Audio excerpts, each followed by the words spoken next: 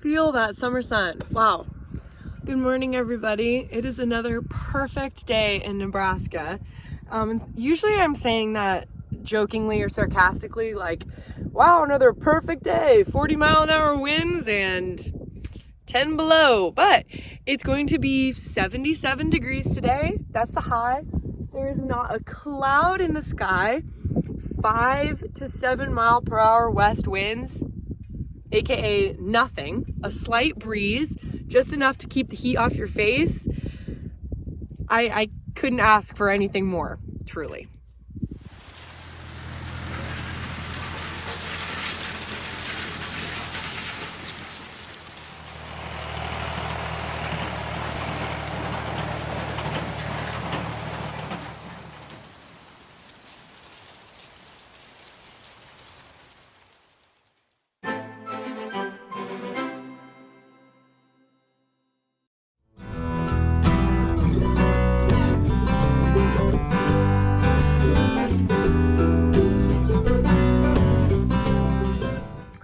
On this beautiful morning, I thought I would take you guys with me as we do just a little bit of crop scouting. This morning, we are going to be starting on a seed corn field. If you watched the planting videos, you saw me explain kind of the differences between commercial corn and seed corn. Commercial corn is being grown to be fed to cows or turned into ethanol. If you're growing popcorn, it's being grown for popcorn. If you're growing white corn, it's probably going to go into like tortilla chips.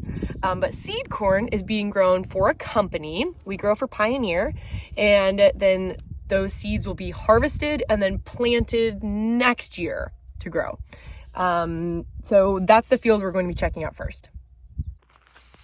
The end rows may not look like much, but they were drilled to soybeans. They were drilled pretty deep, but they are poking up. I'm expecting a lot more. If you look, you can kind of eyeball the rows from the drill. And then we have a nice little swath of males, and then we'll get into the field, and that's where the actual seed corn is. Remember, male and female are just terms that we use to separate the two different things that we planted. You could be saying blue or pink or X and Y. They're just kind of like placeholder names, but the males are just in the field to pollinate the females, and the females are what we actually take to harvest. All right, I'm gonna give you guys a view of the field, and I want you to be able to pick out which ones are the males, which ones are the females. They're planted in a 4-1 pattern, if that helps you. Okay, final guesses? All right, so here is a male row, female, female, female, female, male. I can tell because check out that height difference. The female was planted before the male, so it's got a little jump start there. Check this out. Wow. Okay, now I am seeing, it looks like this row, see that? There's a skip right there and a skip right there, but other than that, looks pretty good. And then here's our males. They're just a little bit smaller, but we are not looking for any kind of like big ear on these. We're just growing those for their tassel and their pollen. The females here are what we're growing to harvest. Next, we are in a commercial cornfield. Now, do you guys remember when there was legitimately like 40 and 50 mile an hour sustained winds in Nebraska? Not ideal filming days, actually not ideal days to do anything. But we don't usually do heavy tillage of any kind on our fields. We do as little as possible. Unfortunately, we did have to disc this field last year in the fall, and this is all topsoil in the ditch that blew off with those heavy winds. Look at that. Makes me very, very sad. But anyways, let's check on the commercial corn. Okay, so right off the bat, I'm just in the end rows. Oh no! They got kind of burnt. They're a little bit crispy. It was super windy the other day. Definitely damaged them. I'm hoping they'll come out of that though. It's been a little bit cooler these past few days. Maybe have to irrigate soon-ish. Yeah. Ooh. Little crispy. Come on, little guys. You got this. I would like to note, most of our other fields we didn't do any tillage at all to, and so we didn't have nearly as bad topsoil blowing off. This field was the main sufferer. Before we go check a bean field, we need to grab some supplies because we are going to be starting a pivot on that bean field. Rain gauge, Northern Chill water bottle, flags, a battery. I don't think I'll need one, but just in case. Grease gun. And last but not least, drip oil and engine oil.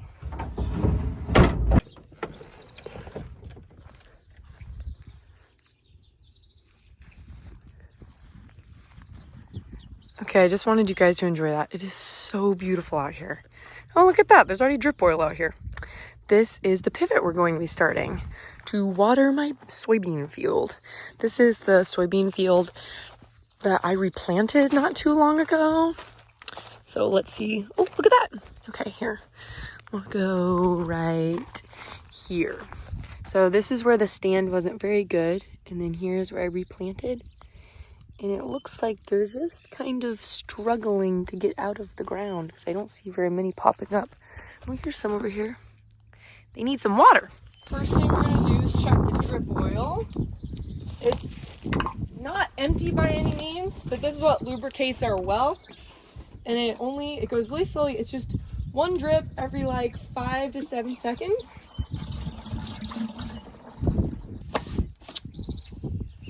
Next, I'm going to check the engine oil. Oh, excellent. It is right in between the two indicators. Okay, last time I started this well, mice, a mouse nest exploded everywhere, so I really hope that doesn't happen again. Next step is just to grease the PTO shaft. Just going to give it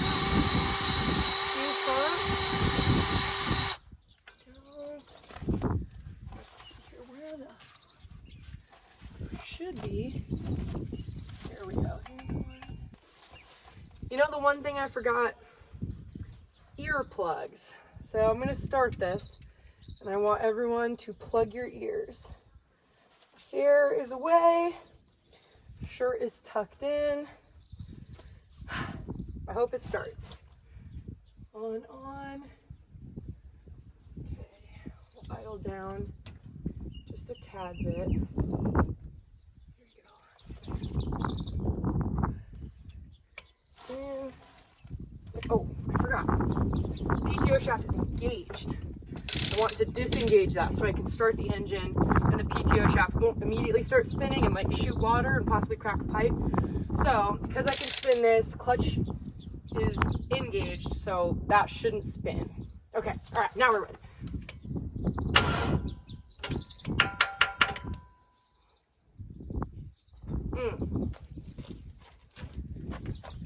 I didn't want to have to use this, but I'm glad I brought it.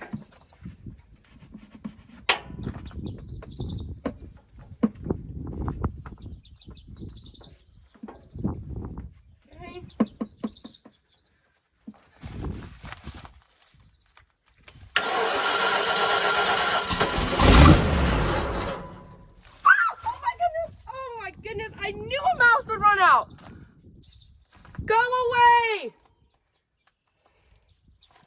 Oh, so icky.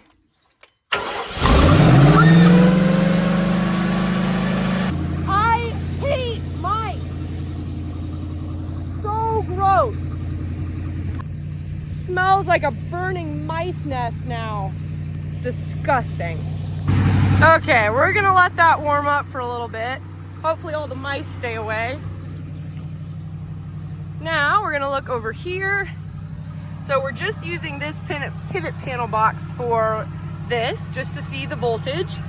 And then this is the one that actually controls it. I started the PTO shaft. I got schmooed.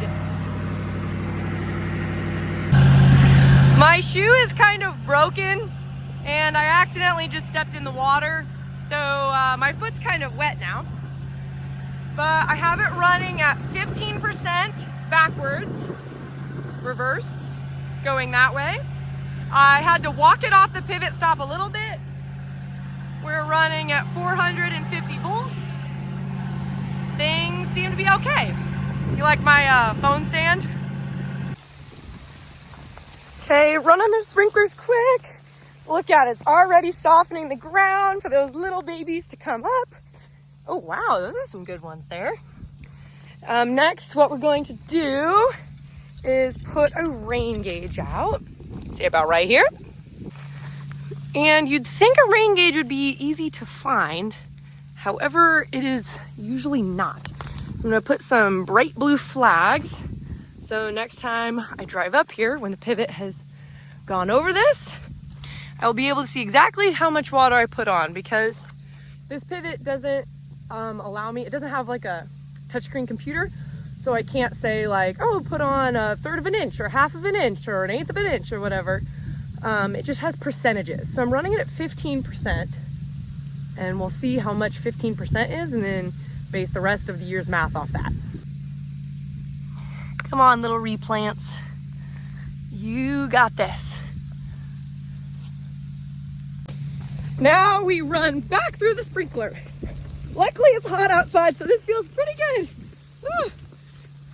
Made it. Now this is where I sit and think, all right, did I forget anything? I don't think I did. I think we're good. All right, now my way out is there. I should probably roll up my window, but I don't want to for some reason. So we're just going to drive under it and we'll see what we get. Ready, go! Hey, not too bad. I think we missed most of it. Also, it's time to take off the claws. They're grown out. They were fun for my birthday, but it's time to take them off. So this is in the tree line by my field, and I've driven past it a lot of times. I'm just trying to figure out what it is. Lindsay makes me think pivot, but I'm just looking at it. I don't really know what this does. It's like a big cable winder that hooks up to a PTO shaft, but then like, is it a sprinkler system? What is this? Does anybody know? If you do, please comment. I'm very curious. I'm just thinking about mice now. And one time a mouse got in my car and Grant was like, how did a mouse get in there? And I had this like enormous bag of trail mix in the passenger seat. So I think the smell of that food attracted him. So it's my fault. Can't really blame the guy. And Grant was like, Laura, what if you found a grain bin full of cookies? Would you ever leave? And he was telling me, like, I have to get rid of all the food in my car. Like, I can't be driving around with food in my car. The mice will never leave. And ever since then, I just can't stop thinking about a grain bin full of cookies and how amazing that would be. Will never happen. I mean, unless I went into like Willy Wonka world, but can you imagine a grain bin full of cookies? I love cookies. I'm on Grant and I's farm now, and I have been tasked with cleaning his pickup out, like the bed of it, and then washing it. And then also these are giant tip tanks, which is what they keep their fertilizer in during planting season, and like what they fill out of and all this. And then we're done planting, obviously, so they don't need these anymore. So it's gonna be parked back into the shed over there. But before we can do that, it has to be nicely cleaned off. And I know what you're thinking right now.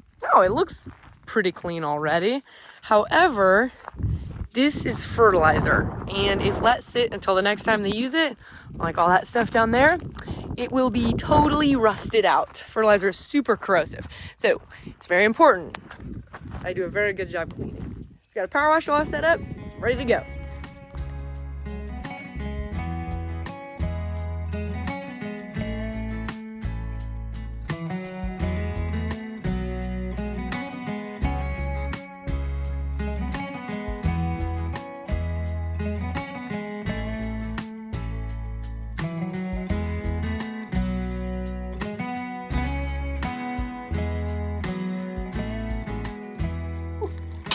You good? Yeah. So the O-ring blew out of this thing, meaning the tip also went flying, meaning no washy-washy. So we were gonna park this, wash it, park it, then go to town to get some parts. But now we have to go get parts for this so we can finish this. We're just gonna make it. Oh well. Bummer, dude. Seriously. We gotta go to town. Shoot. Shoot. You know what that means? Snacks. Lots of things going on in the shop right now. Grant is working on his mom's weed eater. The tiller. The rototiller, little mini. It's like the 12-inch tiller.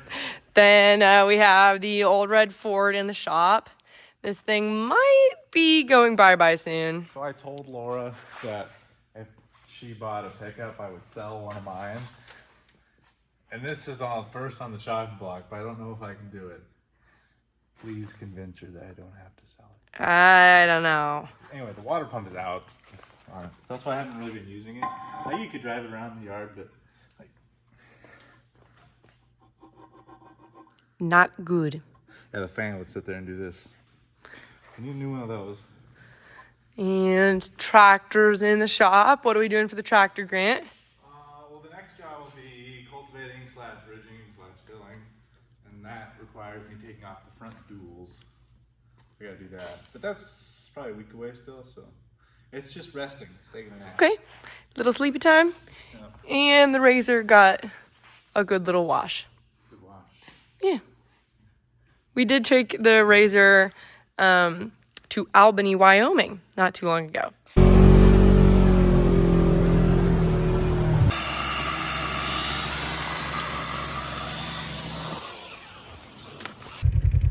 All right, go. Ready?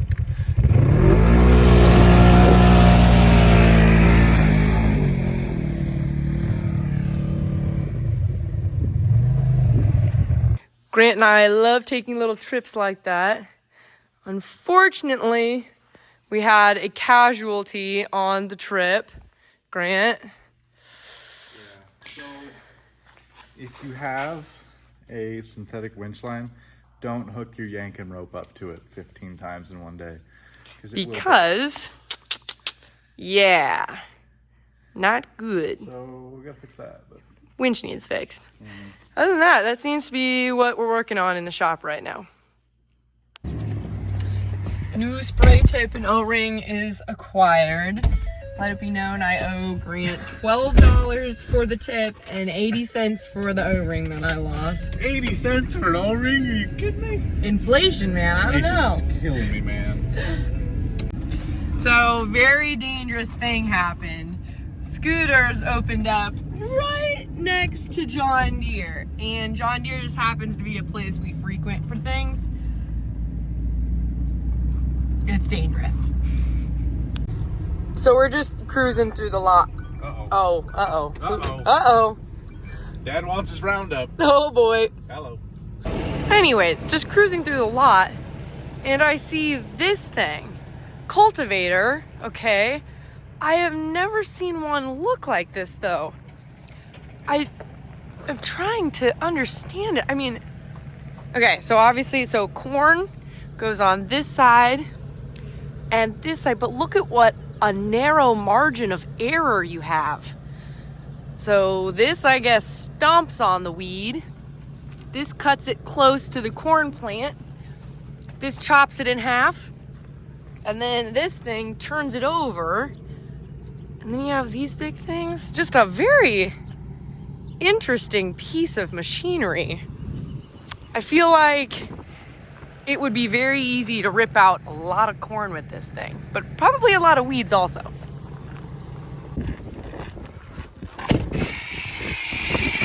check that out.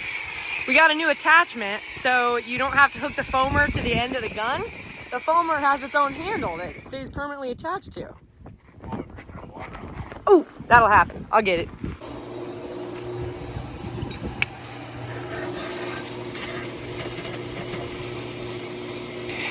There we go.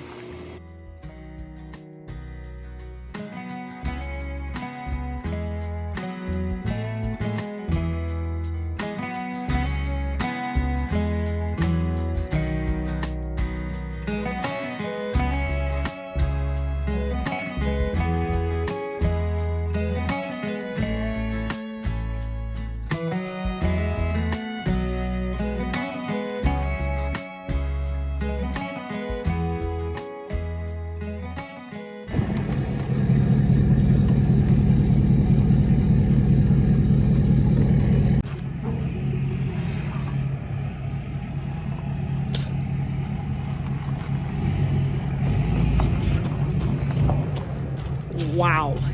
I told Grant I was ready to be wowed, and I am wowed. Holy cow. Excellent job, Grant. This is very, very impressive. A master.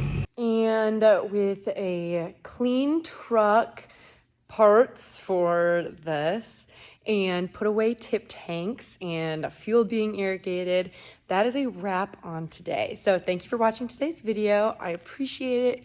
If you are not already subscribed, now is an awesome chance to be able to tag along on our little baby corn and soybean and seed corn's journey through the rest of the summer and into harvest.